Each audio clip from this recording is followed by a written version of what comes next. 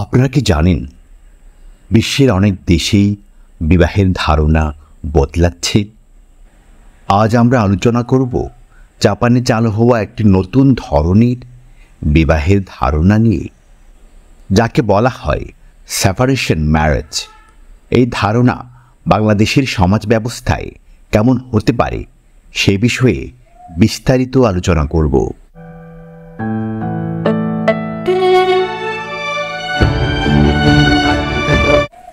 জাপানের separation marriage মানে হলো দুজন ব্যক্তি আইনত বিবাহ বন্ধনে আবদ্ধ হলেও একসাথে না থেকে আলাদা আলাদাভাবে বসবাস করে। তারা নিজেদের স্বাধীনতা বজায় রাখে এবং নিজেদের জীবনযাপনে স্বাধীন থাকে। তবে তারা সাপ্তাহিক ছুটি বা বিশেষ অনুষ্ঠানে একসাথে সময় কাটায়। নেটিজেনরা এই ধরনের বিয়েকে প্রেমের সম্পর্কের মতোই দেখছেন। প্রেমের সময় যেমন দম্পতিরা একে অপরের বাসায় থাকে না, সেপারেশনের বিয়েতেও স্বামী স্ত্রী একইভাবে আলাদা থাকেন।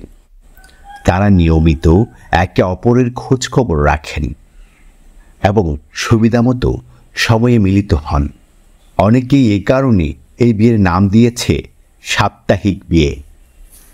জাপানের সমাজবিজ্ঞানীরা বলছেন, জাপানের এই সেপারেশন বিয়ের জনপ্রিয়তার পেছনে কিছু ইতিবাচক কারণ রয়েছে। বিয়ের পর সাধারণত স্বামী স্ত্রী দুজনের দায়িত্ব বেড়ে যায়, যা ব্যস্ততার কারণে নিজেদের জন্য সময় বের করা কঠিন হয়ে যায়। সংসারের চাপের কারণে অনেক সময় সমস্যা দেখা দেয়। সেপারেশন বিয়ের ক্ষেত্রে এই ধরনের জটিলতা নেই। একসাথে থাকলে মতের অমিল, সামান্য বিষয়ে ঝগড়া, কলহ এবং বিচ্ছেদের দিকে যেতে পারে। তাই বর্তমানে জাপানের তরুণ প্রজন্ম মনে করছে আলাদা থাকলে এসব সমস্যাগুলি এড়ানো সম্ভব হবে। বর্তমানে এই সেপারেশন ম্যারেজ জাপানের পাশাপাশি অন্যান্য দেশেও জনপ্রিয় হচ্ছে। ধারণা করা যায় বিশ্বায়নের যুগে বাংলাদেশেও হয়তো এই ধরনের বিয়ের ট্রেন্ড দেখা যাবে।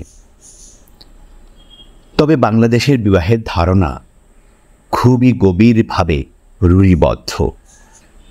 সমাজের বেশিরভাগ মানুষের কাছে বিবাহ মানে হলো সারা জীবন একসাথে থাকা। তবে আধুনিক যুগে বাংলাদেশেও পরিবর্তন আসছে। তরুণ প্রজন্মের মধ্যে স্বাধীনতার চেতনা বাড়ছে। বাংলাদেশের সংস্কৃতি ও সমাজ ব্যবস্থার কারণে সেপারেশন ম্যারেজ এখানে এখনো সহজে গ্রহণযোগ্য হবে না। সম্ভাব্য ইতিবাচক ও নেতিবাচক দিক।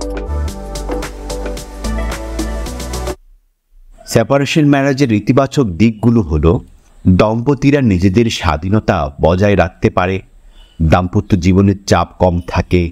কিন্তু নেতিবাচক দিকগুলো হলো, সন্তানের মানসিক বিকাশ, সমাজের নিন্দা ও পারিবারিক সম্পর্কের অবনতি ঘটবে, এটা নিশ্চিত করে বলা যায়।